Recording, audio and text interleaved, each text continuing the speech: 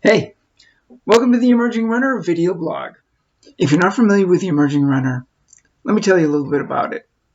It's a blog I've been publishing since late 2009. I've had almost 2,200 posts, and I write mostly about running, or things related to running. I also talk a lot about my buddies, the Runsketeers, a group of people who I've come to know pretty well over the last 11 years. We have a lot of adventures together that I write about. Read The Emerging Runner to get more on that.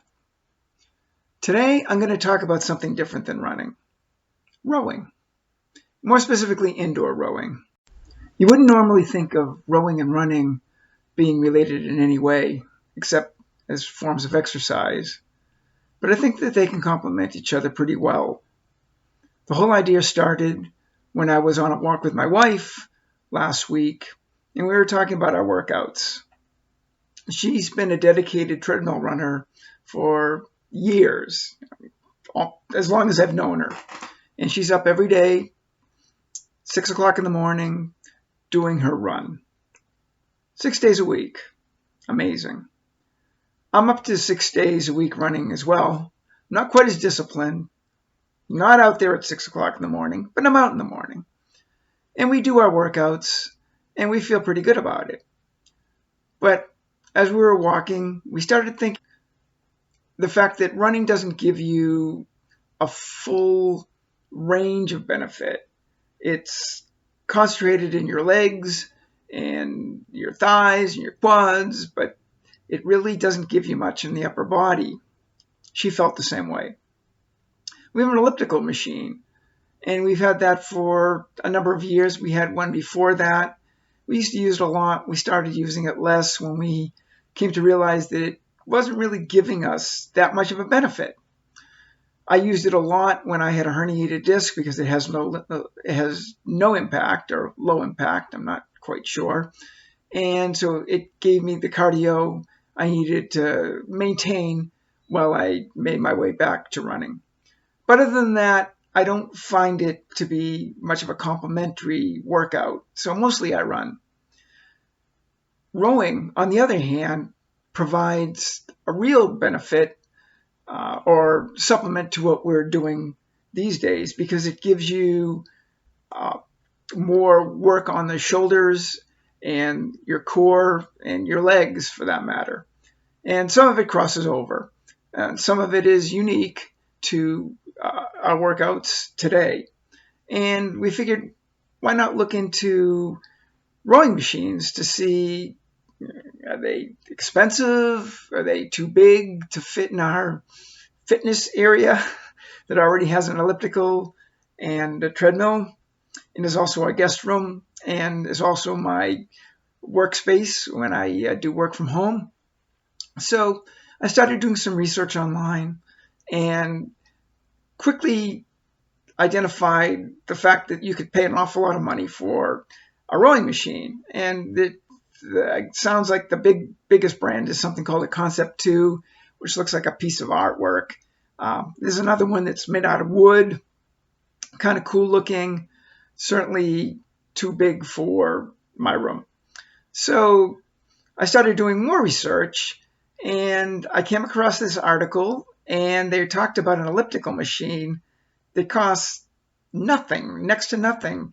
It was on sale for $80. It's not a Concept 2, but it's a brand that makes these things, and people seem to like them.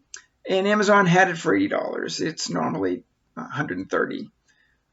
Unlike these big rowing machines that have water resistance and these tanks or these fans or these elaborate systems, it basically has something that looks like a bicycle pump, or maybe that thing that keeps your screen door from closing quickly.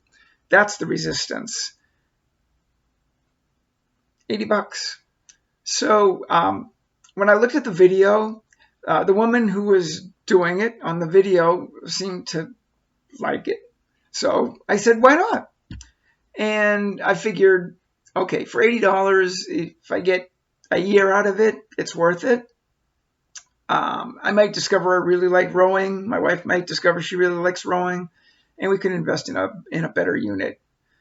So I ordered it. Came in a couple of days. I put it together in about 30 minutes. It was pretty simple. The quality was really, really good. Then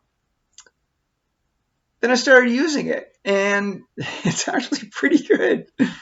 It doesn't have anything fancy about it. You put your feet in the foot holders, and you hold on, and you pull it back, and the seat goes back, and you can dial up or down the resistance, and it tracks the number of pulls, I guess. I don't know rowing terms, but rows. And it tells you the accumulated time that you've been rowing. And there's something I like about it. It stops when you stop. So if it says you've rowed for 15 minutes, that means you've actually been in the physical act of rowing for 15 minutes. It's not just 15 minutes have passed on the clock, which is kind of nice. I'm using about 50% of the total potential resistance because I don't want to go into it too much too soon. And I'm only limiting my workouts to about 10 or 15 minutes right now. I just want to kind of get acclimated to it. I don't want to hurt myself. My wife is doing about 20 minutes. Her resistance is probably not quite as high as what I'm doing, but again, she's getting acclimated. My kids both like it too. I mean, it's pretty simple, and it stores well. So it's something that makes sense to you. I'm hoping that it helps me, helps my running. We'll see. That's about it for this episode. I promise next time I'll talk more about running. Tune in next time for The Emerging Runner.